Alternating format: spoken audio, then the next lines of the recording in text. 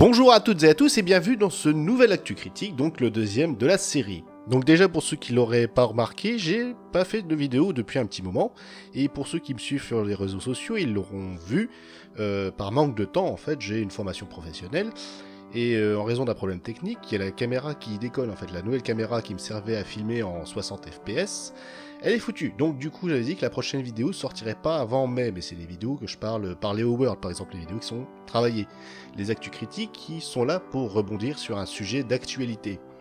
Et là, il se trouve qu'il y a une publication qui est sortie très récemment. Cette étude a été proposée par une équipe de paléontologues anglais et présente une nouvelle hypothèse de relation phylogénique, donc de relation, on va dire, d'évolution, entre guillemets, entre deux grands clades, et remet en question vraiment ce qu'on a appris sur l'évolution des premiers dinosaures. Et elle met le doigt justement sur les problèmes de classification qu'on avait avec la cladistique, on va dire, classique.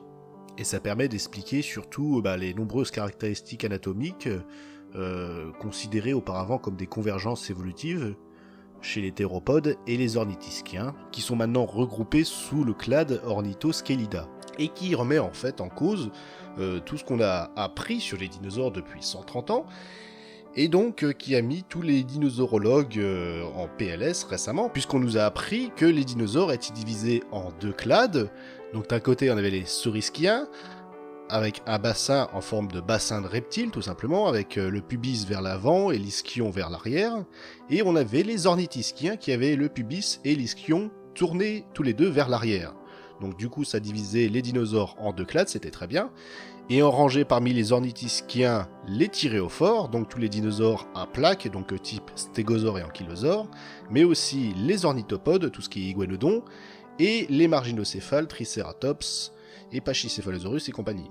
Et de l'autre côté, donc on avait les saurischiens qui regroupaient tous les théropodes, donc les dinosaures bipèdes essentiellement carnivores, puisqu'il y a eu d'autres régimes alimentaires d'acquis.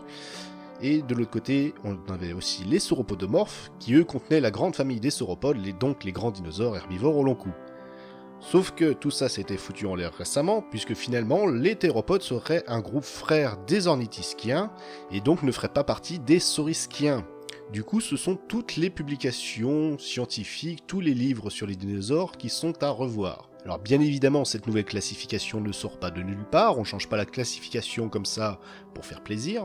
Le fait est que la première classification, elle était très bien du moment qu'on se basait uniquement sur le bassin. Si on regardait l'anatomie en général des dinosaures, là ça devenait un petit peu plus compliqué.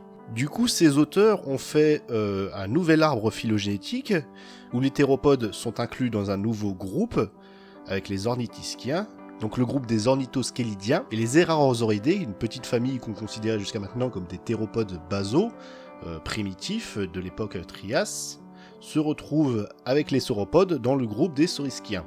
Donc au total, c'est près de 74 taxons, donc 74 genres de dinosaures, qui ont été passés au crible. Sur ces 74 genres, 457 caractères ont été comparés, tout simplement.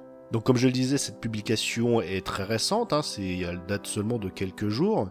Elle a été publiée dans Nature.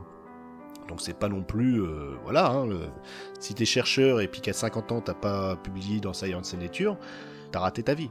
Donc cette nouvelle proposition, ce nouvel arbre phylogénétique, il sera certainement amené à évoluer à nouveau. Je pense que, à mon avis, il y a encore des groupes, des petits clades qui vont encore changer de côté, on va dire, entre guillemets. Par exemple, pour expliquer ne serait-ce que la présence de plumes chez les marginocéphales et chez un petit groupe de théropodes, mais également pour expliquer la présence de sacs aériens à la fois chez ces mêmes théropodes et chez les sauropodes. Donc voilà, faut pas paniquer, même si ça remet en cause des choses qu'on avait appris comme ça par cœur depuis 130 ans.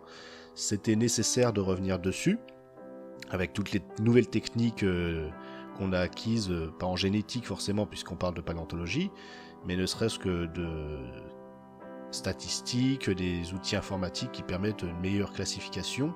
Et comme je le disais, cette nouvelle classification était nécessaire et elle sera même amenée à changer encore, peut-être assez rapidement, afin d'y apporter les petites modifications qui seront certainement nécessaires.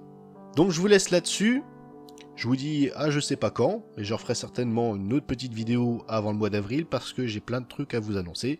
Donc d'ici là, tenez-vous bien, ciao, à la prochaine!